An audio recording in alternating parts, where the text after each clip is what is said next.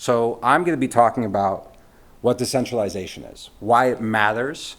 That way we can go back to the roots. That's what we're really going to try to do is talk about the fundamentals.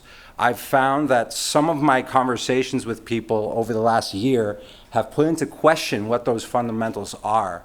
And by making this a talk about those fundamentals, I expect a much better future built by the students here at DeRee. First, who am I? I've been lucky to work in lifecycle marketing as the first part of my career in New York. I got addicted to crypto in 2013. I've had a chance at working at Ethereum Classic. And today I'm the director at Realms and also a co-founder of Island DAO, Athens DAO, and Grape. The ledger. This is how we keep track of who has what. And this is a technology that's been around. It even came out before we saw writing. There is evidence of a ledger being something before writing. And that is how we keep track of who owns what. This essential technology started after villages surpassed populations of about 150. That's like Dunbar's number. That's the most relationships you can really keep track of in your mind. So after a population goes above like 500, it's hard to keep track of who owns what, who's doing what. Things that use the ledger, identity. Your identity, you don't own it. You have to go to the police station to get your taftotita, right? You have to go somewhere else to get your passport. There's a ledger for your identification. Real estate, who owns what? There's a ledger for that. The most important ledger, of course, is money. And money is a ledger of debt. It's how much we owe each other. And if you go across the world, you can actually look at a place and understand what most likely will become its money. There were places in Africa that used glass and shells. In Italy, the word salary comes from sale. People were paid in salt. And the properties you want to see in money is that it's rare. It needs to be rare. It needs to be something that can't be destroyed. It needs to be something that can't just be made out of thin air. These are the things that make money money. The fact that we can trust that that ledger can't be corrupted. It's very important to understand that you want to be able to keep track of things accurately. And that's why something scarce is a beautiful ledger. We don't use leaves. You know, money doesn't grow on trees for a reason, because it's abundant, right? You would never be able to keep track. You would never have a true ledger if we were using leaves. Over time, we've discovered better and better things to use for money. Now, there's a misconception about that we just jumped into using gold. There was a point at which we did barter, but that didn't work very well because, you know, say you're making chairs and I'm catching fish. There's only so many chairs I need. You're probably going to need fish more often. So at one point, you know, I gave you a fish. You said, here's another chair. I'm like, man, come on, I don't need any more chairs. I've got chairs for my, you know, generations of my family. And someone really smart said, okay, here's a rock. And it's like, I don't need rocks. It's like, no, that rock, that's gonna represent what I owe you. And we're gonna use these rocks to keep track of what we owe each other. And that was really smart. And then over time, we've discovered better and better ways to keep track of what we owe each other. The best one, of course, was gold. Gold, even today, I mean, if you guys look at the price of gold, it's because it is the thing that is provably rare. We all found out that it's hard to find. And it has this concept called stock to flow ratio. The amount of gold that's in the earth and above the earth, we can't change this ratio more than 1% to 2% every year. No matter how high the price of gold goes, if everybody starts digging for it, it usually doesn't go more than 2% because there's so much gold above the earth. Silver is not the same. Silver is abundant. Now, this is a picture of an aureus. This is made of gold. Now, there was a point later in time that we started using silver for our tokens, for our coins. They were called the denarius. And Nero is the first person to do something called coin clipping. He started changing the ledger. So each coin weighed 4 grams. And it was 4 grams of silver. And what they did is they clipped each one, and they made them 3.8 grams. And all of a sudden, that was a way to steal money from the people. They were corrupting the ledger. They were able to take money away from the people. Now, this went on over centuries, but the most important impact to the money ledger was when Nixon broke gold away from money. And the easiest way to see the impact of that is to look at what the cost of things was after 1971. You can see this across wages, you can see this across real estate, you can see this across every single asset class. This is because the ledger was broken. And that's why it's important that we have ledgers that we can trust. So most of the world today is you're trusting somebody else's ledger. When I ask you how much money do you have in your bank account, you might have a number in your mind, but the canonical amount of money you have in your bank account, at least the way we operate, is we go in, we ask DAOs or Alpha Bank, how much money do I have? That little number, that tells you. We're asking them how much. There's not a ledger that we run together. It is a centralized ledger. And it's not only money that uses ledgers. Again, it's land ownership, it's identity, it's who's been to prison, it's the elections. Almost every single fundamental part of civilization uses a ledger to keep track of things. But what if we didn't have centralized ledgers? Because they're centralized, somebody can corrupt them. Somebody can change them. Somebody has an incentive to change the rules. They can change the rules. But what if they can't? What if we all built the ledger together? If we all could see the ledger and maintain its integrity together? If there was no one CEO or no one headquarters? So the first blockchain is the Bitcoin blockchain. It was the first example of a decentralized ledger. And we're talking about incentives here. The reason why this even existed is because the incentives were perfect. Somebody had a reason to give their energy and their resources to the network. They were then given an asset that its integrity was connected to their ability to maintain the ledger. So this is a perfect incentive. Bitcoin doesn't work because there was a technological innovation.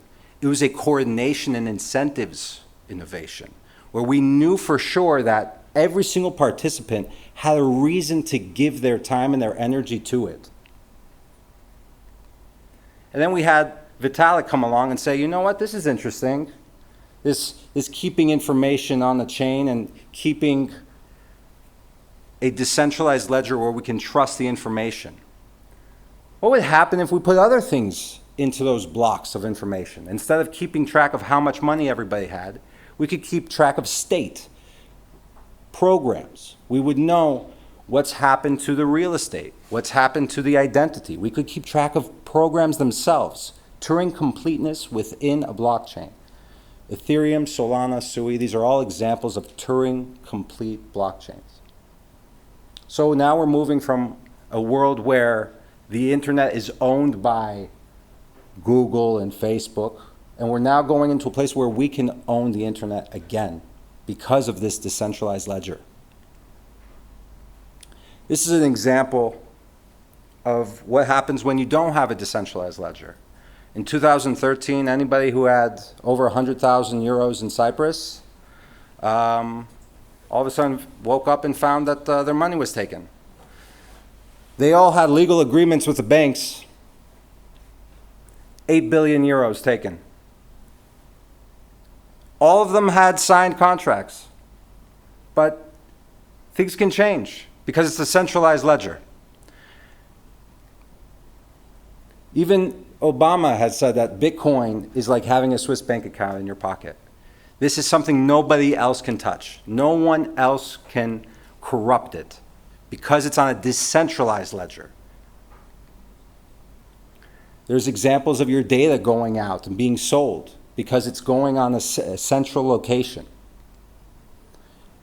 This famously happened where Trump got thrown off of Twitter because it's a central location. Now they have a very good incentive to bring him back, and he's one of the most popular people on Twitter. There was a point at which he was claiming, you know what? All of these votes aren't real. If it was on a blockchain, you could prove definitively which people had voted and which people hadn't. In Greece in 2015, there was a vote to see if we should stay in the European Union. We're still in the European Union. I'm most passionate about DAOs. So what we've talked about so far is the money ledger, but there's also the voting ledger. It's important that we have a way for us to trade assets and manage assets in a way that we can trust it together, right? If one person's not in charge of the money, how do a group of people together manage the money? That's what we work on at Realms. This is an example of what a DAO interface looks like. Jito is a liquid staking protocol in Solana. This stuff is like physics and quantum computing to a lot of people. Happy to explain it at another point. But what you can see here is transparently how much money Jito has. You can see how many members are voting. And you can understand the rule sets connected to how that money moves. That money can't move just by asking the president of Jito. Every single person that's holding that token has the right to vote on how that money is going to be used. So if somebody wants to, they can say, you know what? I want to hold Athens DAO. Can I get some of that money to do it? And then other Jito holders can vote if they support that decision or not. Also, the program itself is owned by the DAO. That means any changes to its technology has to happen from a token voter vote. All of this is only enabled because of a decentralized ledger. It's very important to stress that we've always had centralized systems. But there's no point in holding these assets if they're not connected to a programmatic enforcement. As we said with the Cyprus example, all of those people had contracts. All of those people had signed agreements that their money would be protected. This is another example of how we can get paid in a trustless way. These are streaming payments on the Realms platform. These people who are receiving this money, they know that it cannot be stopped. Something has to happen in a rule set that they've agreed upon. They know that they are going to get paid that money no matter what. Here we can see the rule set for different wallets, that at least 35% of the people who are voting have to vote for something to be considered legitimate. Nothing can happen. The money cannot move out unless 35% of us vote. That's unheard of in the traditional financial world, where 35%, this has to happen. This enforces it in code. But not every single thing is without risk. We're still in a place where we have concerns. First of all, with Bitcoin, there's a huge responsibility. If you lose the password to your banking account or you lose your PIN, you're going to pick up the phone, call the bank. Hey, I forgot it. Here's my birthday. Here's this. Okay, here you go. Here's your new password. If you lose your Bitcoin password, or what we call your private key, you're going to be like this guy looking for $127 million in trash. The responsibility goes to you. So that's the trade-off. We don't have the convenience of being able to say, you know, I have somewhere to go if something goes bad. Just like the Cyprus people. Something went bad. But guess what? There was nowhere to go. When it really gets bad, there's nowhere to go. That's why Bitcoin's a huge opportunity, because no one can take it from you. It is yours. If you lose it, though, no one can help you. That's the trade-off of responsibility. There's a lot of debate around code being law. Ethereum had a moment where they got hacked and they wanted to change the ledger. They said, hey, a lot of people lost a lot of money. How about we roll it back, change the code? And it's split into two directions. The Ethereum we all know today is actually the fork. The original one's called Ethereum Classic. The good thing is that I believe that we make laws together. We should be able to trust the integrity of the code. But if something really bad happens, let's all agree that, you know, we're going to be better off changing something. Not everybody agrees with this, but this is an ongoing topic. Is code law? Most importantly, we're still early. A lot of you have heard about Bitcoin, you see the price, you're like, oh my God, I'm never gonna be able to afford that. I gotta tell you, this is the adoption of everything. We see online banking was there back in the day in 1996, internet 1990. It is still very early. We are sponsored and brought here by Solana. I am telling you that the savings happens in Bitcoin. This is the most decentralized asset. You want to focus on the most decentralized things. That's where trustlessness exists. Thank you.